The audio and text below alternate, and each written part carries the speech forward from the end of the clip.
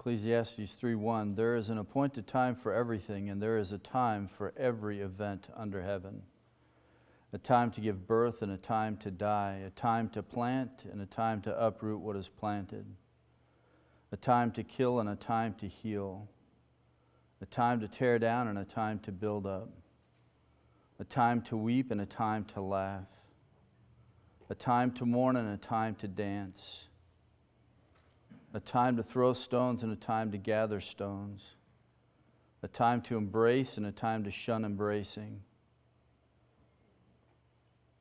a time to search and a time to give up as lost, a time to keep and a time to throw away, a time to tear apart, a time to sew together, a time to be silent and a time to speak, a time to love and a time to hate, a time for war and a time for peace. What profit is there for a worker from that which he toils? I have seen the task that God has given the sons of men with which to occupy themselves. I'll read into verse 11. And He has made everything appropriate in its time. He has also set eternity in their heart, yet so that man will not find out the work which God has done from the beginning even to the end.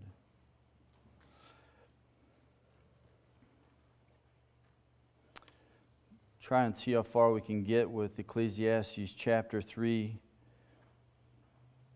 It's interesting because Solomon is going to get into the issues of life and timing as he deals with certain things, and one of the things that he focuses on in this chapter is going to be the issue of injustice. How do we make sense of that if God is in control of everything? But I wanted to begin this morning with that profound thinker and deep philosopher, the Cheshire Cat in Alice in Wonderland. He made this statement: if you don't know where you're going, any road will get you there. This is a profound truth, is it not? This is what he says to Alice, and this is the secular world in which we live. We find that this is how they focus on life. They don't know where we came from, they don't know why we're here, and they don't know where we're going, but at the same time, they want to take everyone else along for the ride. In other words, they are on the road to nowhere, and they want us to join them.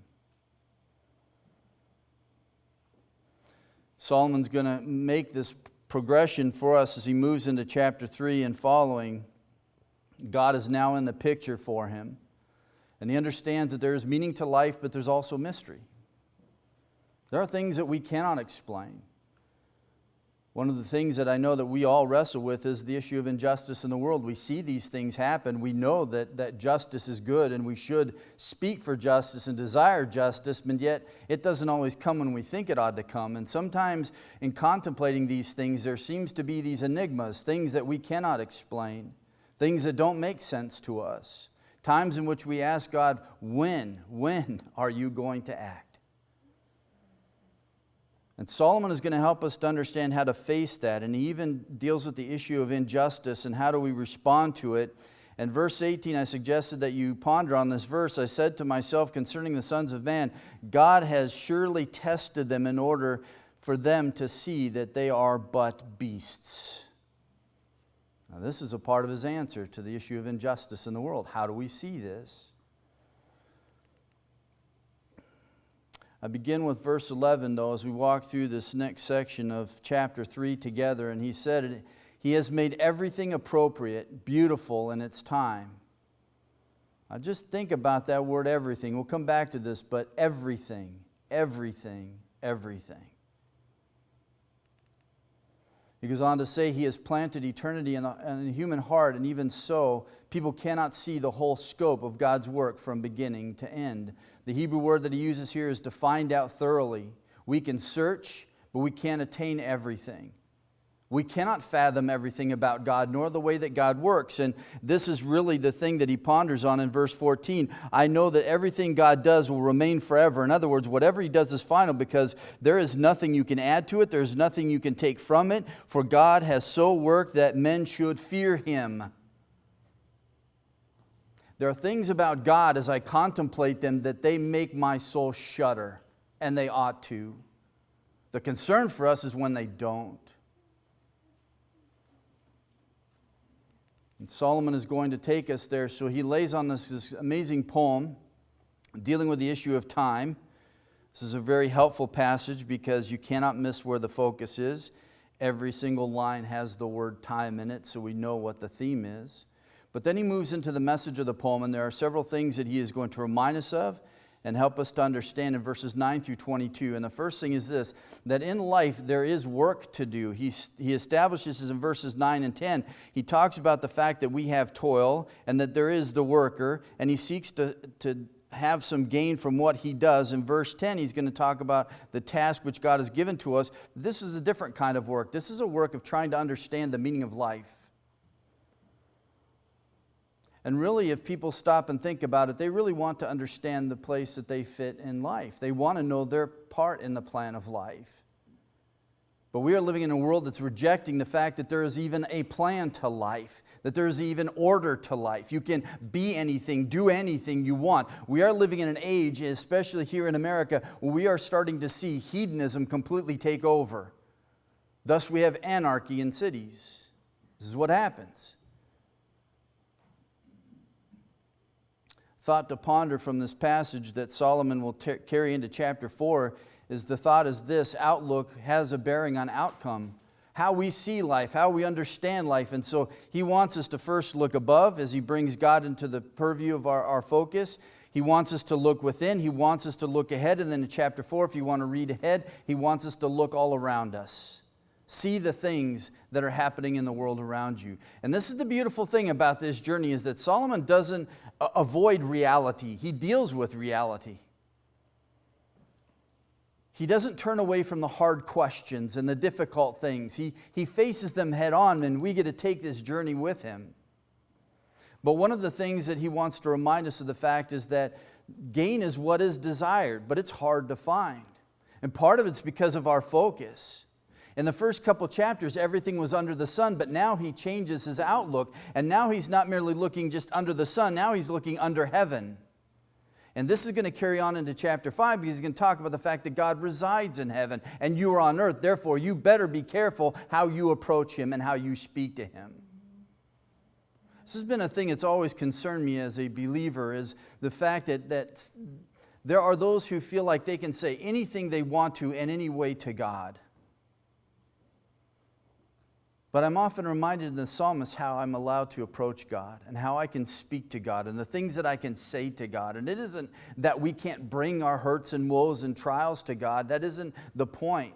But sometimes we forget that we're talking to God. It's like I say to my boys, I'm not one of your friends. I'm not one of your buddies. I'm your dad. So you don't talk to me like I'm one of your friends. But sometimes this is how we approach God. So the preacher here adjusts his sights, and he's no longer looking under the sun, but he is looking under the heavens, and he is going to focus on the fact that this is something that we need to understand, because under the sun, if that's merely how we see life, the world around us is bankrupt. And therefore, if you seek for meaning and you seek for understanding in these things, you will not find it there.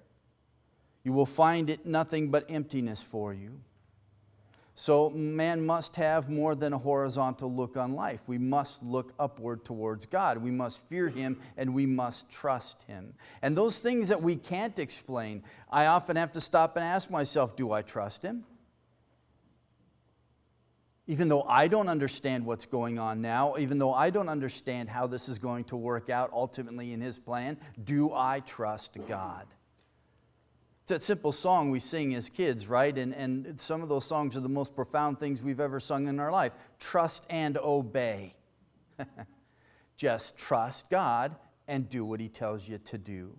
And leave the God things to God. But sometimes we have a problem dealing with that. So Solomon changes his perspective here. 8 times he refers to Elohim, and he's going to help us understand that life without God has no meaning. You can't turn your back on God and then seek to find purpose and meaning in life. It's impossible, he says. I've tried that, and I've already laid out my course in the first 2 chapters. I've looked for everything under the sun. I've sought everything from pleasure to possession to everything else, and I have found that it is wanting. To put it in his own words, in chapter 2 and verse 20, he says, therefore, literally, I have turned my heart to despair of all the fruit of my labor for which I have labored under the sun. I have found nothing but pain, as he goes on to say in the verses that follow in chapter 2, I have found nothing but pain and anxiety and restless nights. I cannot sleep. I found no answer. I found no satisfaction. I found nothing to be content in. So he helps us to understand that confidence in man-based achievements, they're empty. And earthly goals in and of themselves, they are dissatisfying. They are empty. They bring nothing to our life ultimately if we cannot see how this fits in the plan of God. This is a part of something that God is doing. And when I view my work that way, that is what gives it worth. That is what gives it value. We as believers know that when you go to the job, it's not just a job, it's your mission field. It's where you're doing ministry. It's where you live out the life of the cross, the cruciform life, as we reflected earlier. Not only that, but in chapter 3, verse 10, he's going to recall the divine given quest for meaningfulness. This is restating what he has already stated in chapter 1, verse 13. But he says these things that we occupy ourselves with, we try to explain these things. We seek understanding in life. We seek meaning in life. This is a pursuit that God has given us to do. We go after this, but understand this, that we will not always succeed in this. There are enigmas. There are things that we cannot explain. There are things that are unresolved, these anomalies that we find in life. There is uncorrected injustices that happen in the world. We see this. And Solomon is going to tell us how to face this, but we see these things.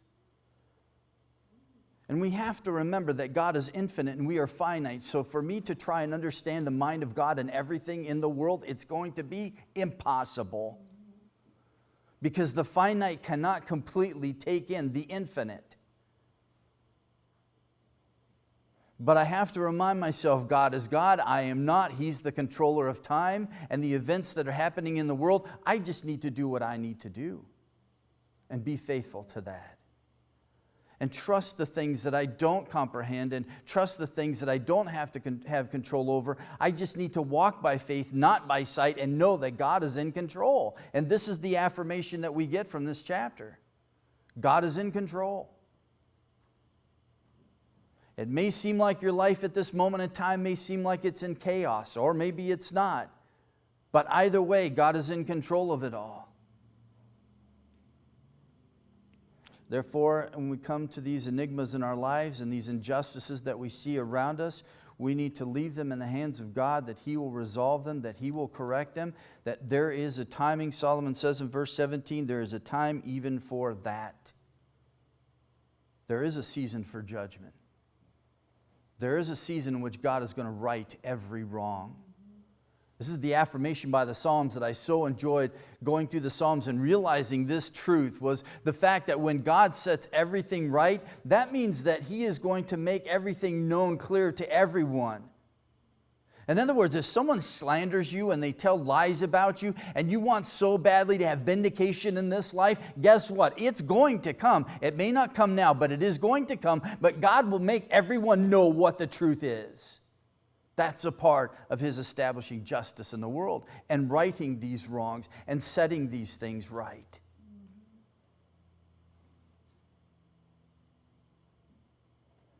So if we in faith accept life as a gift from God, as Solomon is going to repeat over and over through Ecclesiastes from here on out, then we need to thank Him for that. And therefore we will have a better attitude when we face the burdens that come our way in life. However, if we accept our life begrudgingly, and we look at the things that come into our life, and we have this grumbling and groaning spirit about us as we face these things, then we are going to miss the gifts that come our way in life. Sometimes we're so caught up in the moment, instead of just surrendering it over to the Lord and knowing that He's in control, and instead of surrendering that over, we complain and we grumble and we gripe and on we go, and we fail to see the gifts that He gives us in those moments because we're so caught up in complaining. And I know, right, we all do this. I do this. I miss those blessed treasures so often when I'm caught up in the things of life and the miseries of the world and the things that I can't answer and the things that I can't control, and I want to control them, and I miss those beautiful moments that I have so often because I can't just let God be God and me do what I need to do. The other thing that Solomon reminds us, and starting in verse 11, that in life there is beauty to admire. He has made everything appropriate or beautiful in its time. God's disposal of times is beautiful. It's a source of delight. It ought to be. We ought to rejoice in these things that we see, but I have to just stop and ask this question. Can we believe the word everything in this verse? Everything. Everything. That means war and peace. Everything. Not only can we believe it, do we believe it? Do I believe that God is in control of everything? And that it is appropriate and it is beautiful according to His design? And I can see it this way? Do I believe that? Do I trust Him when He tells me these things? Again, trust and obey. The preacher Solomon says, he's not telling us to do not be worried, be happy. Hakuna Matata, right? Swahili, don't worry, be happy. This isn't what he is saying. This isn't looking for the silver lining. What's being promoted here is faith in God, not faith in faith. Or as Oprah Winfrey puts it, hope and hope. What does that mean? And faith is only good as its object. And if the object is God, right? The creator of all things, thus the controller of all things, because He owns all things, then can I trust Him in this? That everything works according to His plan. Everything. And it's beautiful. It's beautiful. Oftentimes when we walk out the other end, we can see this. I can see difficult times in my life where God used those to refine me, right? Because in the midst of the fire, that's when all of that dross, that ugliness, the sin comes out of my life, because I'm driven to the Word to seek understanding and to face whatever it is that I'm facing. And all of a sudden He starts to expose to me the sinfulness that is within my own life that I need to remove. And all of a sudden I find that this is a great moment for me, because when in the heart of the flames, I also find purification. I find holiness and sanctification. And I find a rightness with my God. And I find that I'm closer to my God. He reminds us that in life we can have a far and wide view through which to consider present things. And this is what he wants us to focus on. Starting in verse 11, man's life is linked with eternity, but he reminds us of the fact that our understanding is limited. Man was created in the image of God, and he was given dominion over all of creation. That makes us different from every other creature. We are not like the beast, which makes the statement he makes in verse 18 very intriguing, so that they might understand, in order for them to see that they are but beasts. What does he mean by that? We know the creation story. We know that man was the pinnacle of God's working order of things. Why is it then that he makes this statement? Verse 19, for the fate of the sons of men and the fate of beasts are the same. How is that so? I mean, we are different. We have eternity in our heart. This links us with heaven. This makes us distinct from my dog, my cat, right? My horse. I'm different from these creatures. I'm a human being. One of the things that's amazing about this statement is it explains the reason why we cannot find satisfaction in the achievements of the things under the sun. Because we're meant for something bigger than this. We also then realize that we're stuck between eternity and time, and this is our conflict. And when we look at time, it's usually in our time, not God's time. In His time, right? In His time. All things will be beautiful in His time. But God, I need it to happen now. My time. My calendar says this happens today. God says, no, my calendar says it doesn't happen today. The more that I can let go of my control of time and surrender to His control of time, right? Every contingent being needs to understand this, that a contingent being cannot find meaning within itself. It's contingent. I can't find purpose within myself. I am a contingent being. A chair does not define itself. The designer of the chair defines the chair. It's the maker of the thing that defines the purpose of the thing. Whether it's cars, whether it's clothes, whether it's a chair, whatever you look at in life, we are the same. We cannot define ourselves. We cannot bring meaning and purpose to our life. Only the designer can do that. Therefore, when we meet our neighbors and encounter them in the everyday square, this is where we need to take them. You want meaning, you want understanding, you want purpose, then you need to look to God, because you cannot find it in yourself. It's not how He made it to be. 3 things that are important from here is that we have eternal value. It's an amazing truth.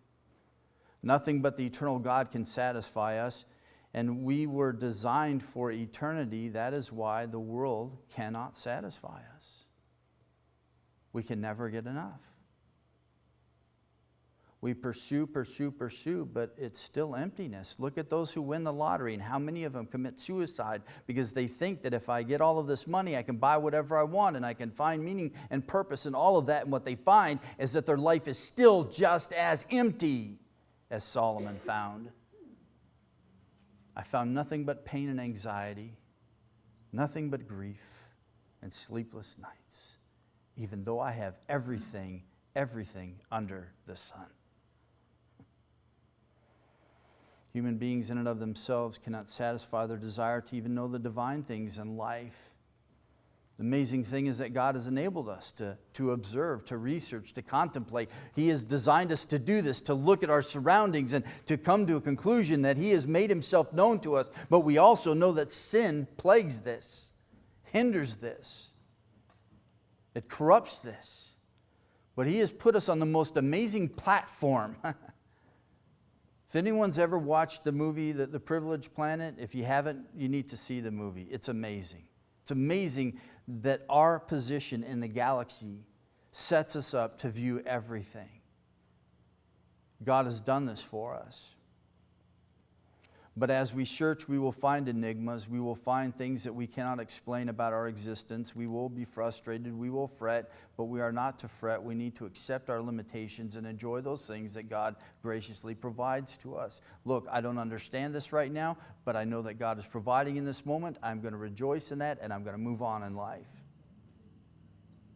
I've survived a lot of things thinking about life this way.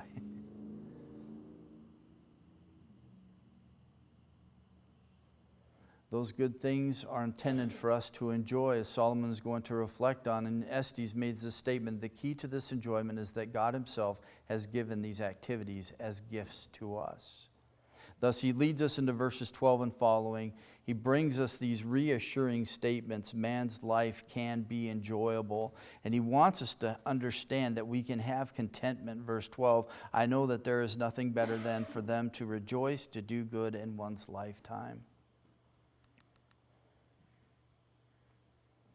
He is not encouraging us to secular hedonism in any way whatsoever, but we must practice the enjoyment of God's gifts and the fruits of our labor. This is a part of God's design. He has given us things to enjoy in life. And sometimes we live that misery life of a monk that somehow we can't have any enjoyment in this life. God has so graciously provided these things for us. And not only that, but He's also given us the ability to enjoy these things. And no matter how difficult things are, God makes these provisions all the time. Verse 13, the preacher carefully says, enjoyment of life is also a gift from God. So we can, of our labor, find enjoyment in that and the fruit of our labor, but we understand these are gifts from God. And therefore we focus on the giver, not the gift alone. Not only that, but He provides security for us in verse 14. For I know that everything that God does will remain forever. It is final. There is nothing to add to it. There's nothing you can take from it. For God has worked that men should fear Him. There's security in this statement. But the security isn't found in the earthly things, because Solomon says these things are vanity. They're vapid. They come, they go. You spend your life achieving them and you leave them behind for somebody else who might squander them. But God's actions, they're permanent. They're effective. They are forever. I can't always explain this reality in life. And anyone who tries to harmonize the sovereignty of God and the willing choices of man, we have tried from the beginning, and we have not, we will not. These are moments in which God reminds us, I'm God and you're not. And you will not understand my things. But I understand this. It's intriguing to me that Solomon is pulling out this great theological presupposition that he's had tucked away in his head. No doubt, this is something that he learned from his father. Solomon is in a stage of transition in chapter 3, and you have to see this, because notice, he makes this statement. I asked this question in verse 21. Who knows if the breath of man ascends upward, or the breath of the beast descends downward to the earth? Well, where does man go when he dies, right? He asks this question. Well, guess what? He's going to answer it in chapter 12, verse 7.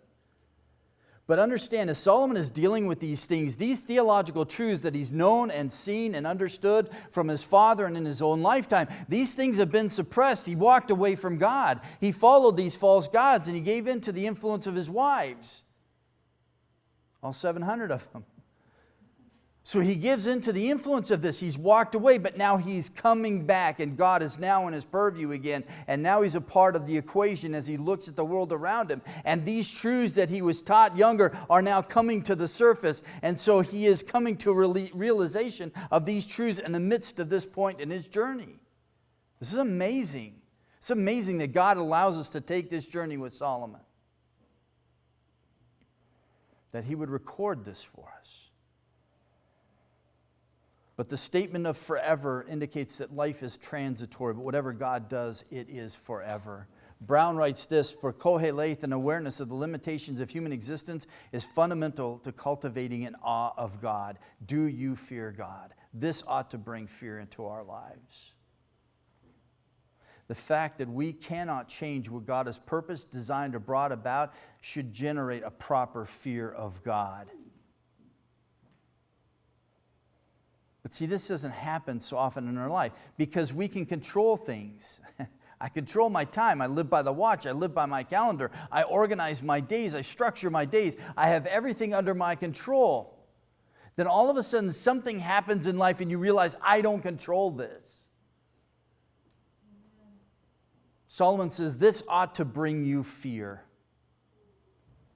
A right kind of fear. You see, these unexplainable moments, these truths, these profound truths, these truths that so are transcendent that we have a hard time even contemplating them, these are the things that should cause our souls to quake.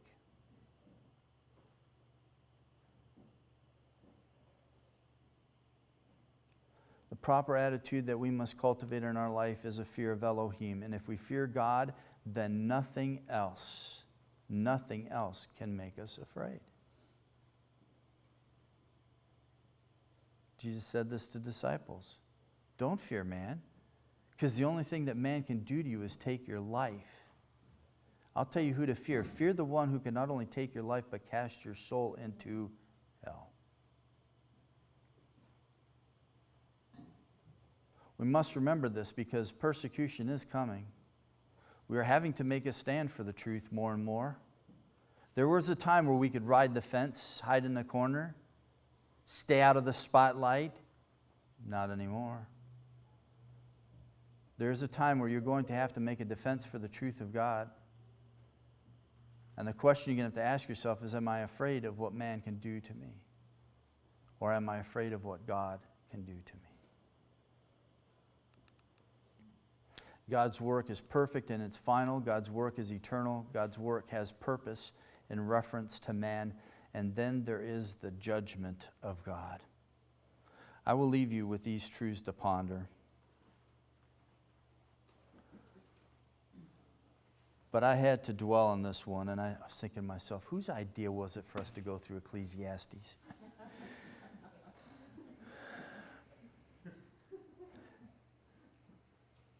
But I was intrigued by this statement in verse 18, dealing with the injustices. But God surely has tested them in order for them to see that they are but beasts. Verse 19, if I translate it literally, it begins with surely. Surely the fate of the sons of men and beasts, right? Their fate is the same. What Solomon tries to help us to understand is the reason why there are injustices in the world is to help us to see that we are beast-like. Live like beasts, die like beasts. And God wants us to help us to understand this truth, right? I mean, how many times do we see something evil in the world and I just can't believe that, right? Who would do such a thing? And sometimes we look at the worst of society and we say, well, I can see why they do that, but what happens when it happens in our neighborhood, when something so ugly and so heinous happens there? And then we look at that and say, how can this be? Solomon says the reason why God allows these things to be and for us to see these things is for us to see ourselves for who we really are. We're capable of doing those kinds of things. Look at the cities around us. Look at the world and the state we're in now. Look at the things that are done, right? We watch the news. We see these things that happen and we say, that is so beast-like. That's not human. That's inhuman. Solomon's going to dig deeper on this. That is our sin nature. We are all capable of that. Going through Romans, the realization for me is that you have the same sin nature as Charles Manson. Just because you didn't go as far as he went does not mean that you were not capable of that in your sin nature. So contemplate that when you look at the injustices that happen in the world and we say, how can that be? But that's who we are. And that's why we need redemption. And that's why we need the body and blood of Christ. Amen? Dad, would you close in order?